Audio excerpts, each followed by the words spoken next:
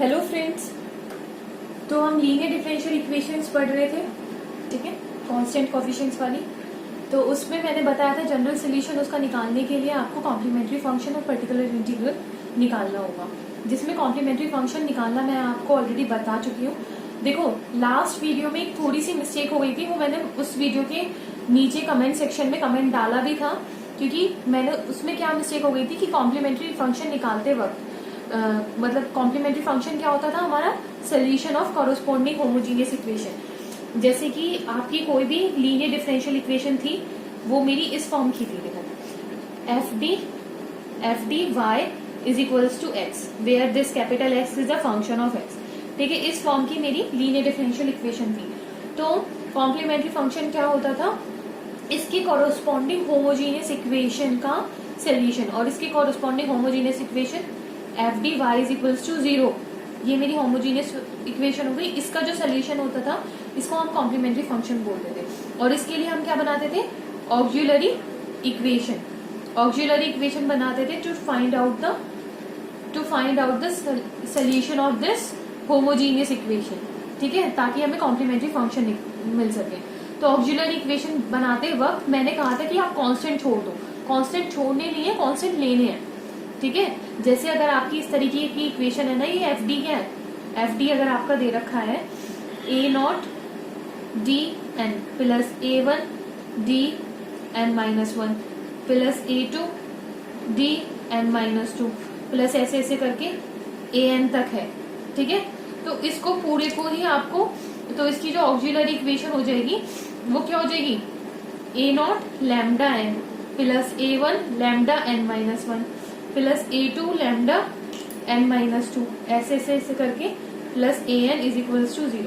और इसको हम सॉल्व करके एन रूट्स, इसके कितने रूट्स होंगे इस इक्वेशन के, एन रूट्स होंगे ना, तो इसके एन के एन रूट्स निकालने हैं आपको, समझ आया।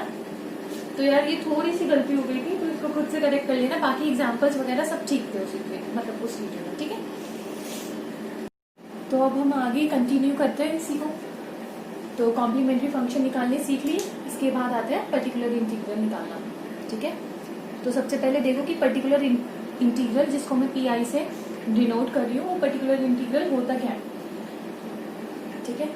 तो मेरी लीनियर डिफरेंशियल इक्वेशन जो थी वो इस फॉर्म की थी, F D Y is equals to 0, F D Y is equals to capital X where capital X is a function of X. तो यहाँ से जो इसका, ये अगर मेरी लीनियर इक्वेशन है तो इसका पर्टिकुलर इंटीग्रल हो जाएगा मेरा x ओवर एफ डी।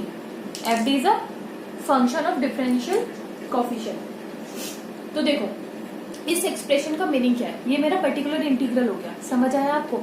अब पता था कि पर्टिकुलर इंटीग्रल होता क्या है, इस एक्सप्रेशन का मीनिंग क्या होता है। ये एक्सप्रेशन मुझे एक ऐसा फंक्शन, अगर ये मेरा एक्स का फंक्शन है तो ये एक्सप्रेशन मुझे एक ऐसा फंक्शन एक्स का देगी जिसको अगर मैं एफ टी के साथ ऑपरेट करूंगी ना तो वो मुझे कैपिटल एक्स दे देगा, समझ आया। तो मतलब ये पी आई कुछ इस तरीके का फंक्शन होगा एक्स का, जिसको मैं सपोज करो जी एक्स बोल रही हूँ, उसको अगर मैं एफ डी के साथ ऑपरेट करूंगी ना तो वो मुझे कैपिटल एक्स दे देगा, ठीक है। अब एफ डी क्या है, एफ डी डिफरेंशियल कोफिशिएंट्स का फंक्शन है, ठीक है। तो एफ डी क्या कर रहा है, डेरिवेटिव कर रहा है जी एक्स का। अगर सपोज करो एफ डी कुछ इस तरीके का है, d square plus D plus one, ये है एफ डी, और जी एक्स मेरा कोई एक्स का फंक्शन है, ठीक है। तो ये क्या कर रहा है, डी स्क्वायर का मतलब होता है d square over d x square g x. ये क्या कर रहा है, मेरा जी एक्स को डबल डिफरेंशिएट कर रहा है, प्लस डी का मतलब होता है डी ओवर डी एक्स। फिर ये जी एक्स को क्या, जी एक्स का क्या कर रहा है, सिंगल डिफरेंशिएशन प्लस जी एक्स, ठीक है। ये क्या कर रहा है, ओवरऑल डिफरेंशिएशन हो रहा है। ये जो फंक्शन है ये मुझे मेरा जी एक्स को डिफरेंशिएट कर रहा है, ये देखो डी स्क्वायर प्लस जी प्लस वन जी एक्स को डिफरेंशिएट कर रहा है। इस फंक्शन के अकॉर्डिंगली ये मेरा जी एक्स डिफरेंशिएट होके इससे फिर मुझे क्या मिलेगा, कोई एक्स का फंक्शन मिलेगा, और वो एक्स का फंक्शन कुछ नहीं बल्कि कैपिटल एक्स होगा, समझ आया। तो ये जो पी आई से जो आपको फंक्शन मिलेगा ये ऐसा फंक्शन होगा एक्स का, अगर ये कैपिटल एक्स मेरा एक्स का फंक्शन है तो ये मेरा ऐसा फंक्शन एक्स का मुझे मिलेगा अगर उसको अगर आप एफ डी के साथ ऑपरेट कराते हो, ठीक है, तो वो मुझे कैपिटल एक्स दे देगा। तो इससे एक चीज हमें समझ आती है कि मेरा दिस फंक्शन एफ डी, ये जो फंक्शन है मेरा, ठीक है, ये जो ऑपरेटर बोल सकते हो आप इसको, क्योंकि ये क्या कर रहा है, डेरिवेटिव कर रहा है, या फिर जो भी इसकी वैल्यू होगी उसके अकॉर्डिंगली ये काम करेगा, उसके अकॉर्डिंगली ही किसी भी जिसके साथ भी ऑपरेट करोगे उसके अकॉर्डिंगली उसका क्या करेगा, डेरिवेटिव करेगा। तो अब ये जो फंक्शन है ये इनवर्स है कि नहीं इसका 1/f का, इनवर्स ही है, ठीक है, इससे पता चल रहा है इनवर्स है। तो इसका सिंपल सा मतलब है एफ डी अगर उस फंक्शन का डेरिवेटिव करेगा डी के रिस्पेक्ट में, मतलब ये डी के रिस्पेक्ट में नहीं, मतलब ये जो भी फंक्शन होगा उसके रिस्पेक्ट में अगर वो क्या करेगा, डेरिवेटिव करेगा, तो 1/f डी क्या करेगा, इंटीग्रेशन करेगा उस पर्टिकुलर फंक्शन का। समझ आया? अब देखो, तो क्या मैं ये लिख सकती हूँ कि 1/d x is equals to integration of this x dx, क्या मैं अब ये लिख सकती हूँ? बोलो। ऑब्वियसली लिख सकती हूँ, क्योंकि मैंने बोला कि एफ डी, मैंने अभी बताया था कि एफ डी आपका 1/f का इनवर्स है, ठीक है, तो मैं ये लिख सकती हूँ आराम से, क्योंकि डी क्या कर रहा होता है मेरा, डी डिफ्रेंशिएट कर रहा होता है, जिस भी फंक्शन के साथ उसको ऑपरेट करोगे वो उसका एक्स के रिस्पेक्ट में डिफ्रेंसिएशन करेगा, सिंगल डिफ्रेंसिएशन करेगा डी, ठीक है। तो 1/d क्या करेगा, इनवर्स है तो इंटीग्रेशन करेगा, किसके रिस्पेक्ट में, ये एक्स के रिस्पेक्ट में डिफ्रेंशिएशन करना था, तो 1/d जिसके साथ भी ऑपरेट कराओगे उसका वो इंटीग्रेशन करेगा एक्स के रिस्पेक्ट में। समझ आया? तो 1/d क्या करेगा, जिस भी फंक्शन के साथ ऑपरेट कराओगे उसका इंटीग्रेशन करेगा विद रिस्पेक्ट टू एक्स, क्योंकि d क्या करता है, डिफरेंशिएशन करता है विद रिस्पेक्ट टू एक्स, ठीक है। इसको आप ऐसे भी देख सकते हो, देखो इस g की इधर मल्टीप्लाई कर दो तो capital X is equals to d integration of x dx। अब देखो ये आ रहा है, इसमें क्या हो रहा है, इसमें हो रहा है कि कैपिटल X को पहले तो आपने x के रिस्पेक्ट में, ये मेरा कोई फंक्शन है x का, ठीक है, इसको पहले तो आपने x के रिस्पेक्ट में इंटीग्रेट किया, फिर जो आया उसको आप x के रिस्पेक्ट में डिफरेंशिएट कर रहे हो, तो ऑब्वियसली सॉल्व करने के बाद मुझे कैपिटल X ही मिल जाने वाला है। कोई भी फंक्शन था मेरा, उसको आप पहले तो x के रिस्पेक्ट में इंटीग्रेट करते हो, फिर x के रिस्पेक्ट में डिफरेंशिएशन करते हो उसका, तो मुझे वही फंक्शन मिल जाने वाला है ना पहले वाला, तो कैपिटल X मिल जाने वाला है। समझ आया? ये क्लियर हुआ? तो इस बात को थोड़ा ध्यान रखना। एक तो इस बात को कि F D is the inverse of 1/f D, तो एफ डी जो भी फंक्शन मतलब होगा डिफरेंशियल कोफिशिएंट का, उसके अकॉर्डिंगली वो डिफरेंशिएशन करेगा, तो 1/f डी इंटीग्रेशन करेगा, ठीक है। तो इसको भी ध्यान रखना कि d मेरा क्या कर रहा था, x के रिस्पेक्ट में डिफरेंशिएशन कर रहा था, तो 1/d क्या करेगा, x के रिस्पेक्ट में इंटीग्रेशन करेगा, तो 1/d अगर मैंने कैपिटल X के साथ ऑपरेट किया है, ठीक है, तो ये कैपिटल X का x के रिस्पेक्ट में इंटीग्रेशन कर देगा। समझ आया?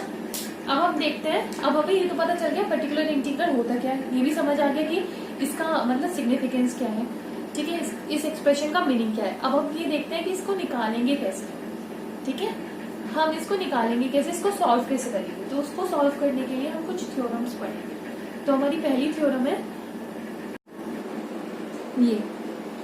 ये हमारी फर्स्ट थ्योरम है कि if capital X is a function of X, ठीक है, इसमें अगर कैपिटल X मेरा फंक्शन है X का, तो 1/d माइनस a, ठीक है, d माइनस a, x की वैल्यू सिंपली डायरेक्ट आप क्या लिख सकते हो, e raise to power ax integration of x e raise to power minus ax dx, ठीक है, ये लिख सकते हो।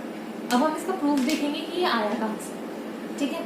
अब लेट करो y क्या है मेरा, 1/this d minus a capital X, ठीक है, ये मेरा y है। अब d माइनस a को y के साथ ले जाओ, तो ये हो गया d minus a y is equals to capital X, ठीक है। अब इसको खोल दो, इसको क्या लिखते हैं हम, d/dx, तो y के अंदर मल्टीप्लाई कर लो, तो dy/dx minus ay is equals to x। अब मुझे ये बताओ, ये इक्वेशन मेरी लीनियर है, लीनियर इक्वेशन है इन y या नहीं है? तो इस लीनियर इक्वेशन को हम कैसे सॉल्व करेंगे, इसके लिए पहले इंटीग्रेटिंग फैक्टर निकालेंगे। इंटीग्रेटिंग फैक्टर क्या आ जाएगा, IF e raise to power integration this minus a dx क्या आ जाएगा, माइनस ए एक्स, ठीक है, e raise to power minus a x, ठीक है, ये मेरा इंटीग्रेटिंग फैक्टर आ गया, ठीक है।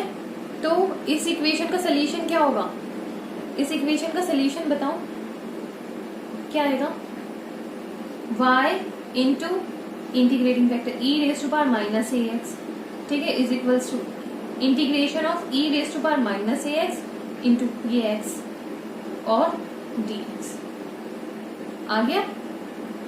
तो y की वैल्यू क्या आ जाएगी, y की वैल्यू आ जाएगी 1 over e raise to power minus a x integration of this e raise to power minus a x capital x d x, ये आ गई। अब e raise to power minus a x नीचे है तो ऊपर ले जाके e raise to power a x हो जाएगा। अब देखो ये है कि नहीं है y is equals to, y को मैंने क्या माना था, ये हो गया कि नहीं, तो 1 over d minus a into x, ठीक है, is equals to this, prove हो गया। तो अगर आपको कहीं भी ये दिखे तो डायरेक्टली क्या लिखोगी, e raise to power this a x, small x है यहाँ पे, integration of capital x e raise to power minus a x d x. लेकिन ये कब लिखना है, ये कब लिखना है जब x मेरा फंक्शन ऑफ x है, ठीक है, क्योंकि यहाँ पर फंक्शन ऑफ x अगर होगा ना x, तभी आप इसको बोल सकते हो कि लीनियर डिफरेंशियल इक्वेशन है 1 में, ठीक है, y में, तभी आप इसको इंटीग्रेटिंग फैक्टर तभी ऐसे सॉल्व कर सकते हो। अगर ये यहाँ पर y का फंक्शन ही हो जाए, x y का फंक्शन हो जाए, तो ये बनेगी ही नहीं, तो आप इसको इसका सोल्यूशन इस तरीके से नहीं कर सकते। तो दिस इज द कंडीशन कि x should be a function of x, only then you can apply this formula, ठीक है। तो पहली थ्योरम हमारी ये थी। अब दूसरी थ्योरम देखते हैं। दूसरी थ्योरम से पहले यार ये देखो, अगर यहाँ पर 1 ओवर डी माइनस ए ना होगी, डी प्लस ए हो जाए, यहाँ पर तो d माइनस ए है ना, अगर ये 1 ओवर डी प्लस ए हो जाए इंटू एक्स हो जाए, तो कुछ ज्यादा डिफरेंस आएगा क्या, नहीं आएगा। इसका देखो आप करके देख लेना, बिल्कुल ऐसे ही प्रूफ होगा जैसे मैंने इसका किया था, और इसका आंसर आएगा e raise to power, sign बदल जाएंगे, यहाँ पर तो माइनस ए एक्स आ जाएगा, इंटीग्रेशन, क्योंकि आपका इंटीग्रेटिंग फैक्टर बदल जाएगा। पहले आपका माइनस में आ रहा था, e raise to power minus a x आ रहा था इंटीग्रेटिंग फैक्टर, अब आपका e raise to power a x आएगा, ठीक है। तो integrating factor e raise to a x, इसको आप डिवाइड करोगे तो वो माइनस ए एक्स आ जाएगा, और यहाँ पर x into e raise to power a x आ जाएगा, डी एक्स। समझ आया? आई होप आपको समझ आ गया होगा, ठीक है। तो अगर ये फॉर्मूला है तो ये लगाओ, डी प्लस ए है तो ये वाला लगाओ। अब हम देखते हैं सेकेंड थ्योरम। देखो ये है हमारी सेकेंड थ्योरम कि अगर n मेरा एक पॉजिटिव इंटीजर है, ठीक है, तो 1 over d minus a n, d minus a raise to power n है, ठीक है, इसकी पावर एन है, into e raise to power a x is equals to x raise to power n over n का factorial into e raise to power a x, ठीक है। ये होता है अगर एन मेरा, इसमें कोई कंडीशन नहीं है, एन को बस पॉजिटिव इंटीजर होना चाहिए, n should be a positive integer, तो मेरा ये फॉर्मूला है। अब हम इसको देखेंगे, प्रूफ तो देखेंगे ना, इसका प्रूफ देखते हैं। तो आप इसमें एलएचएस को लेके चलो, टेकिंग एलएचएस लेके चलो, तो आपने लिया 1 ओवर डी माइनस ए की पावर एन, ठीक है, e raise to power a x, ठीक है। उसको क्या लिख सकते हो, 1 ओवर डी माइनस ए की पावर एन माइनस 1 लिखो, into 1 over d minus a की पावर 1 हो जाएगी, बच जाएगी, ठीक है, अलग अलग कर लिया, एक पावर इसमें से अलग निकाल लिया, और e raise to power a x. अब हमने इससे पहले जो थ्योरम पढ़ी थी वो क्या पढ़ी थी, 1 over d minus a into कोई फंक्शन अगर मेरा एक्स का है तो मैं उसको क्या लिख सकती हूँ, उसको मैं क्या लिख सकती हूँ, उसको लिख सकती हूँ e raise to power a x. A क्या था, ये वाला, तो वो सेम है, देखो e raise to power a x, ठीक है, और इंटीग्रेशन ऑफ एक्स, एक्स क्या था, क्या है इसमें, ये आ गई इंटीग्रेशन ऑफ एक्स, मतलब e raise to power a x into e raise to power minus a x, into e raise to power minus a x d x, ये लिख सकती हूँ इसकी जगह। तो मैं इस पूरे की जगह ये लिखूंगी, ठीक है। इन एक्चुअल में ये क्या है, e raise to power minus x, ये तो कट जाएगा, ठीक है। तो मेरे का इंटीग्रेशन ऑफ dx क्या बचेगा, x। तो इस पूरे की जगह मैं क्या लिख सकती हूँ, x into e raise to power a x. Clear है। तो यहाँ देखो मैं लिखूंगी x into e raise to power a x over d minus a की पावर n माइनस वन, ठीक है। ओवर में क्या आएगा, d minus a raise to power n minus one. Okay, फिर से हम ऐसे ही करते हैं कि n माइनस वन में से एक पावर और निकाल देता है, तो 1 over d minus a raise to power n minus two into 1 over d minus a into again ये x का फंक्शन है, x e raise to power a x, again ये x का फंक्शन है ना, तो इसमें फिर से हम थ्योरम 1 लगा देंगे। देखो इसमें जल्दी से थ्योरम 1 लगा के मुझे बताओ, इस वाले पोर्शन में थ्योरम 1 लगेगी तो क्या आएगा। देखो सबसे पहले e raise to power this, e raise to power this a x, ठीक है। इंटीग्रेशन ऑफ e मतलब जो x था, कैपिटल x क्या है यहाँ पर, ये x into e raise to power a x, ठीक है, into e raise to power minus a x, ठीक है। जो यहाँ पर ए एक्स था वो minus a x d x, यही तो आएगा इसकी जगह, ठीक है। इससे ये कटेगा तो x का इंटीग्रेशन क्या हो जाएगा with respect to d x, x square by two, तो ये आ जाएगा e raise to power a x into x square by two. समझ आया, एक्स स्क्वायर बाई टू, ठीक है। तो देखो क्या बचेगा, मैं इसे रफ कर रही हूँ, ठीक है, मैं इसे रब करके ऊपर लिख रही हूँ।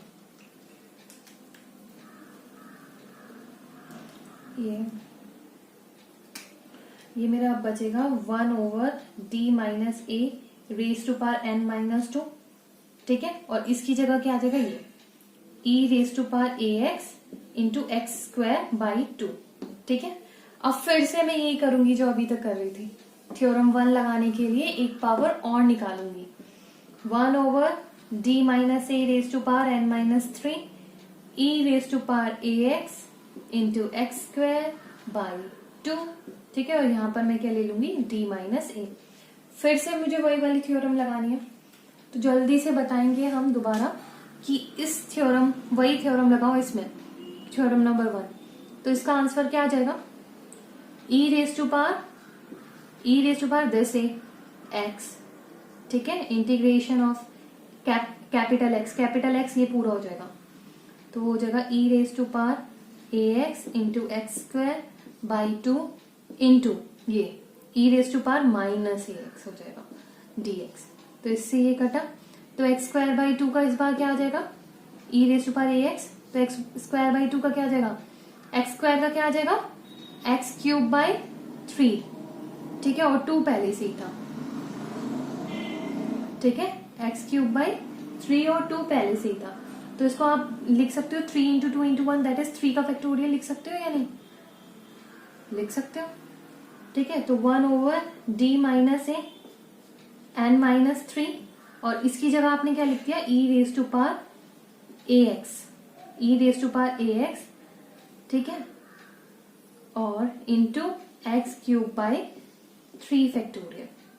अब देखो जब हमने सेकेंड टाइम किया था तो e raise to power a x, x square by two आया था, इसको 2 को 2 का फैक्टोरियल लिख लो चाहे, ठीक है। अब किया है तो e raise to power a x, x cube over 3 factorial.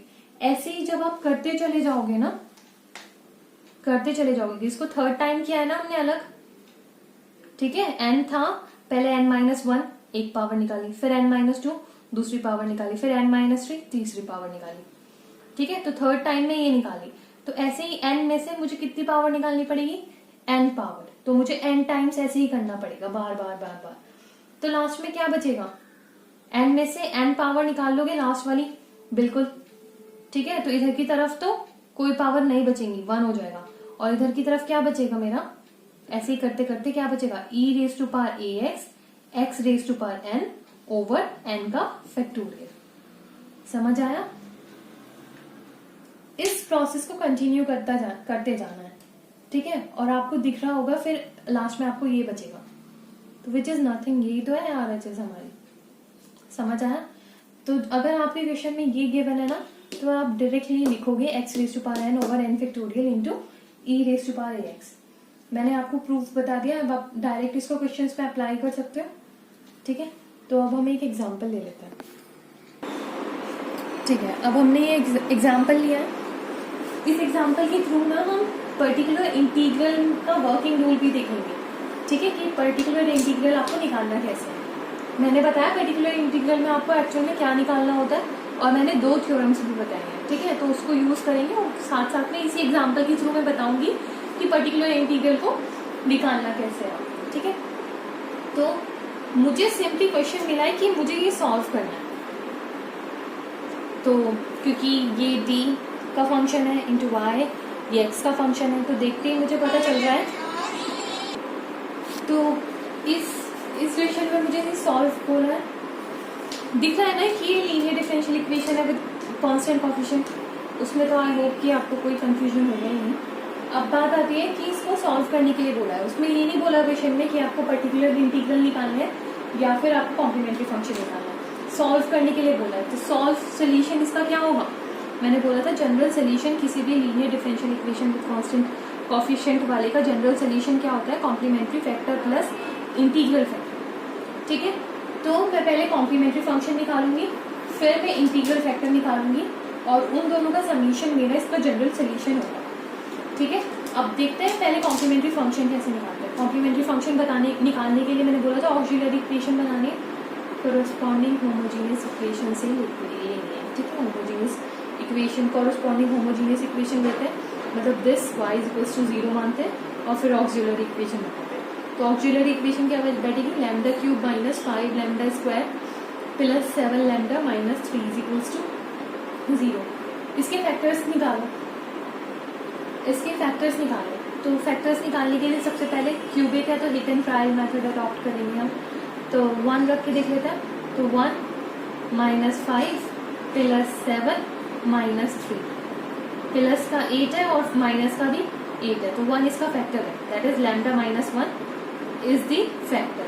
तो लैम्डा माइनस 1 से इसको डिवाइड कर लो। Lambda cube minus 5 lambda square plus 7 lambda minus 3, फिर आपको क्वाड्रेटिक इक्वेशन मिल जाएगी। तो लैम्डा स्क्वायर कितना बचा? Lambda cube minus lambda square कितना आ जाएगा? Minus plus, that is minus का 4 लैम्डा स्क्वायर प्लस 7 लैम्डा।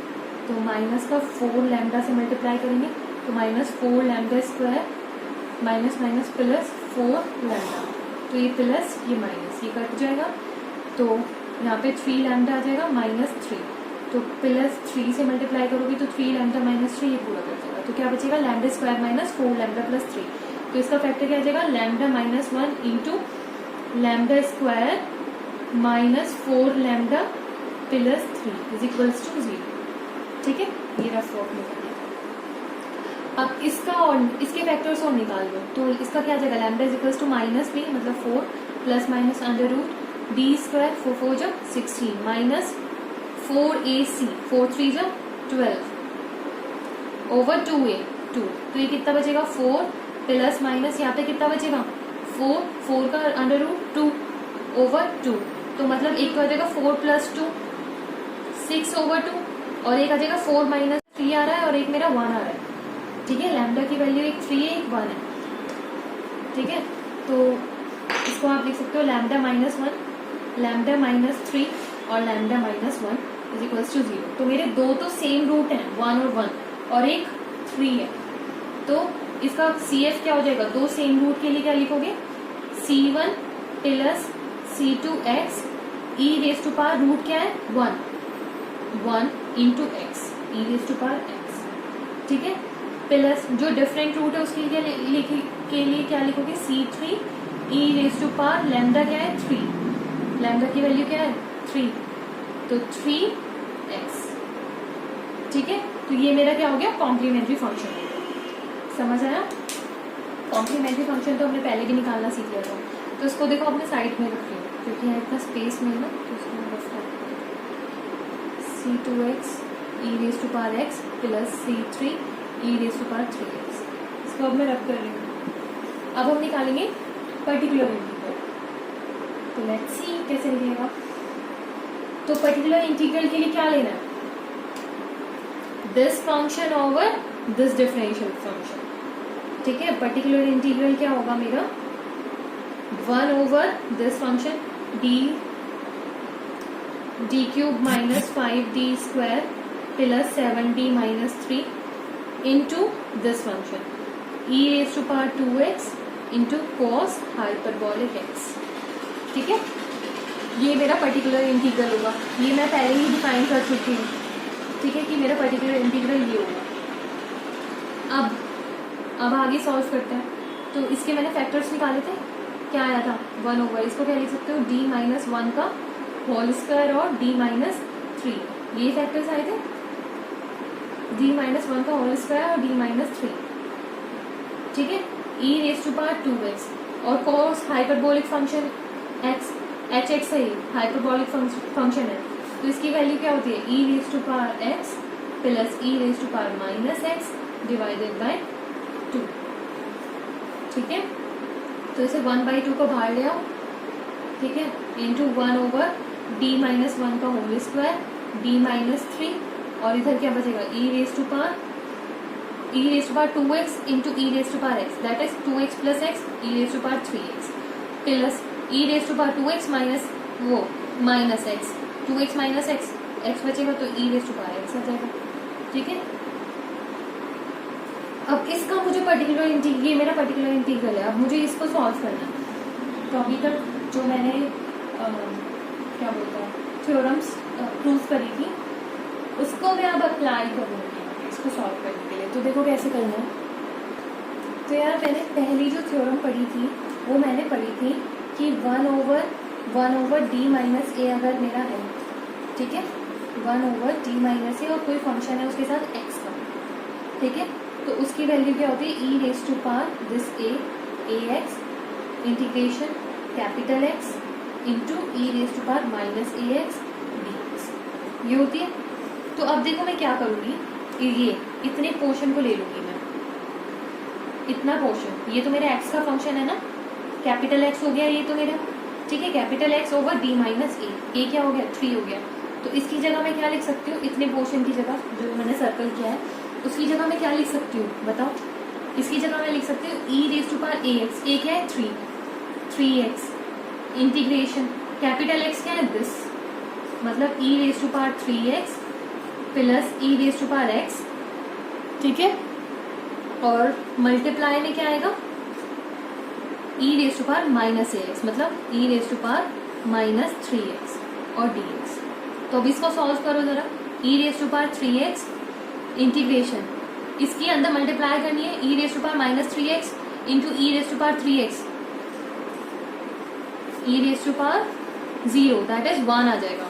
तो 1 प्लस इसकी minus 3x plus x e raise to power minus 2x dx, तो क्या आ जाएगा integration e raise to power 3x into integration करोगे dx का तो x आ जाएगा plus e raise to power minus 2x का करोगे तो e raise to power minus 2x का तो माइनस 2x हो जाएगा और x के कोफिशिएंट से डिवाइड, मतलब माइनस 2 से डिवाइड, तो इन एक्चुअल यहाँ पर आप माइनस कर दोगे ओवर 2, ये आ जाएगा, ये आ जाएगा। और चाहे आप इसको अंदर मल्टीप्लाई कर लो तो x into e raise to power 3x minus e raise to power minus 2x e raise to power 3x, तो क्या बचेगा e raise to power x by 2, ठीक है। अब इसको रख दूंगी मैं, समझ आया।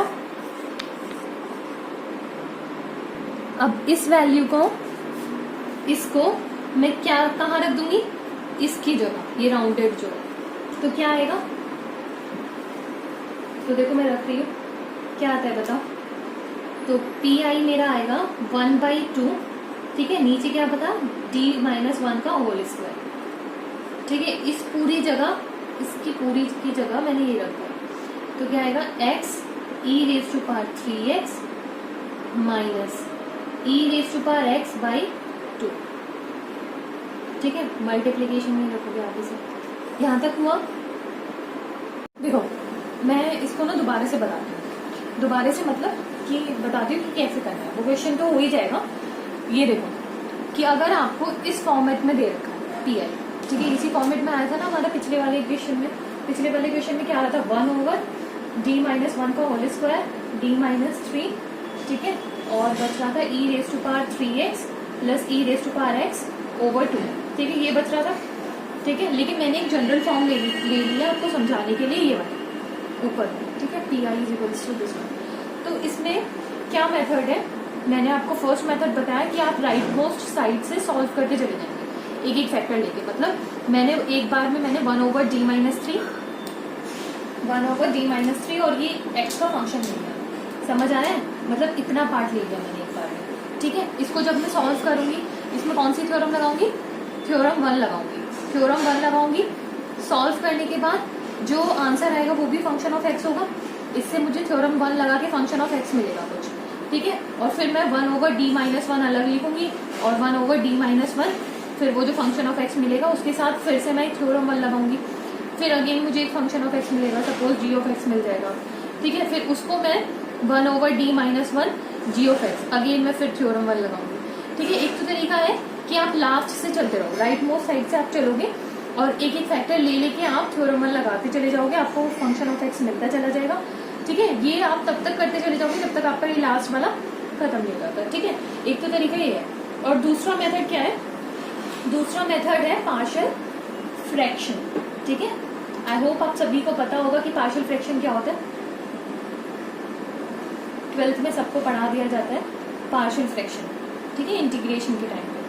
तो पार्शियल फ्रैक्शन में क्या करते हैं, जैसे 1/, मेरा ये है d-a1 है, 1/d-a2 है, ठीक है, 1/, में ये मतलब फैक्टर लिखते हैं, d-a3 है, d-a4 है, जितने भी फैक्टर्स हैं इनको पार्शियल फ्रैक्शन की मतलब पार्शियल फ्रैक्शन यूज करके मैं क्या कर सकती हूँ, इनको अलग अलग करके लिख सकती हूँ। जैसे a/d-a1 प्लस b/d-a2, ठीक है, प्लस c/d-a3, ठीक है। इस तरीके से मैं अलग अलग करके लिख सकती हूँ, प्लस ऐसी d/a-an-1, ठीक है। जो जितने भी टर्म्स हैं उनको मैं ऐसे अलग अलग करके लिख सकती हूँ, ठीक है। और ये जो e⁻x वाला टर्म है इसकी सब में मल्टीप्लाई हो जाएगी, फिर क्योंकि मल्टीप्लीकेशन में तो सब में मल्टीप्लाई हो जाएगी, और फिर आप डायरेक्टली थ्योरम 1 प्लस थ्योरम 1 एक साथ अप्लाई कर सकते हो सब चारों, ठीक है। अब जो हमारा अभी मैंने एग्जाम्पल ले रखा था वो क्या था, अब उसे देखो, वो था मेरा जो मैंने एग्जाम्पल लिया ना वो थोड़ा लेंथी है, ठीक है। d-1 का whole square d-3 e⁻3x plus e⁻x, ये है मेरा, है ना, ये था। अब यहाँ पर आप पार्शियल फ्रैक्शन अगर लगाओगे तो यहाँ पर मेरा देखो क्या आएगा, a/ कुछ मतलब इस पूरे पोर्शन को आप लिख सकते हो a/d-1 का होल स्क्वायर प्लस b/d-1, ऐसे तो लगाते थे पार्शियल फ्रैक्शन, प्लस c/d-3, आप a b c की वैल्यू निकाल सकते हो। But at the same time, ठीक है, आप ये निकाल सकते हो, a b c की वैल्यू निकाल सकते हो, e⁻3x प्लस e⁻x है, ठीक है। अब आप इनकी मल्टीप्लाई कर दोगे, तीनों में मल्टीप्लीकेशन कर दोगे तीनों में, इसकी a की वैल्यू पूछा जाएगी, b की, c की करके e⁻3x इन सब में मल्टीप्लाई हो जाएगा, e⁻3x प्लस e⁻x, 1/2 को तो बाहर ही ले लो, मैं कॉन्स्टेंट है, कोई दिक्कत नहीं है, बाहर ले लो। ऐसे ही इसमें b में मल्टीप्लाई, ऐसे ही c में मल्टीप्लाई, ठीक है, तीनों में मल्टीप्लीकेशन कर दोगे। फिर उसके बाद देखो इस वाले में इन दोनों को अलग अलग लिखोगे, मतलब e⁻3x क्या लिखोगे, e⁻3x ओवर d-1 का whole square plus e⁻x over d-1 का होल स्क्वायर, और इसके लिए थ्योरम 2 लगवाई थी ना, बताई थी ना मैंने, वो लग जाएगी। इसमें क्या होगा, इसमें अगेन आप इन दोनों को तो आप एक साथ ही लिख सकते हो, इसमें थ्योरम 1 लगा देना direct, e⁻3x plus e⁻x over d-1 plus e⁻3x plus e⁻x over d-3, ठीक है, क्यों थ्योरम 1 लगा दोगे इन दोनों में तो डायरेक्ट, क्योंकि ये एक फंक्शन ऑफ x है, ठीक है, और डिवाइड में क्या है, d-1 है, तो इसमें थ्योरम 1 लग जाएगी। क्या लगेगी इसमें थ्योरम, e⁻ax होता था, तो a क्या है इसमें 1, ठीक है, e⁻x, ठीक है, इंटीग्रेशन e⁻−x और फिर वो x का function e⁻3x plus e⁻x dx, ठीक है, ये आ जाएगा, इसका इंटीग्रेशन वो आप रख दोगे, ऐसे ही यहाँ पे रख दोगे, ऐसे ही हो जाएगा, तो ये हो जाएगा, इसमें मुझे नहीं लगता कोई डाउट आएगा।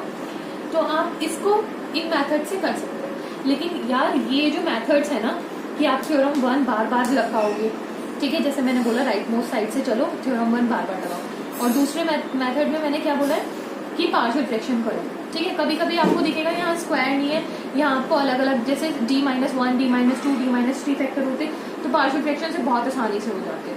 और दूसरी चीज यहाँ पर e⁻3x ही होता, ठीक है। अगर ये होता d- तो इसको आप अलग अलग नहीं कर पाते, तब भी बहुत आसानी से हो जाते। लेकिन कोई कोई क्वेश्चन है आपकी काफी लेंदी जाएंगे, लेकिन फिर भी इससे काफी लेंदी होंगे ही होंगे, ठीक है। जब आप थ्योरम 1 और थ्योरम 2 यूज करोगे तो इससे काफी लेंदी होंगे। तो क्वेश्चन को छोटा बनाने के लिए हम आगे कुछ और मेथड्स पढ़ेंगे, ठीक है।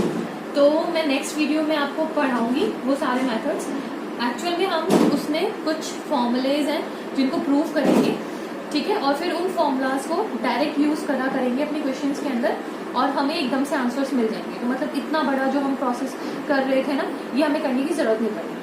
बट आप इसको, ये वाला जो क्वेश्चन मैंने दिया है, एग्जाम्पल दिया है, तो इसको इस मैथड से भी करना, ये ऊपर वाला जो मैंने बताया सेकेंड मैथड पार्शियल फ्रैक्शन, इससे भी करना, दोनों से आंसर आप मैच करना। और मैं जब नेक्स्ट वीडियो में आपको शॉर्ट मेथड्स बताऊंगी तो उनसे भी ट्राई करना और फिर वो सारे आंसर्स आपके मैच हो जाने चाहिए, ठीक है। ये थोड़े लंबे जाएंगे तो यार ध्यान रखना कि कोई कैलकुलेशन मिस्टेक ना हो, ओके, क्योंकि काफी चांसेस होते हैं कैलकुलेशन मिस्टेक। तो ओके, मैं ये वीडियो यहीं खत्म करते हैं, अगली वीडियो में मिलते हैं और थोड़े से मतलब वर्किंग रूल बताऊंगी और शॉर्ट फॉर्मूलाज यूज करेंगे। Okay, bye.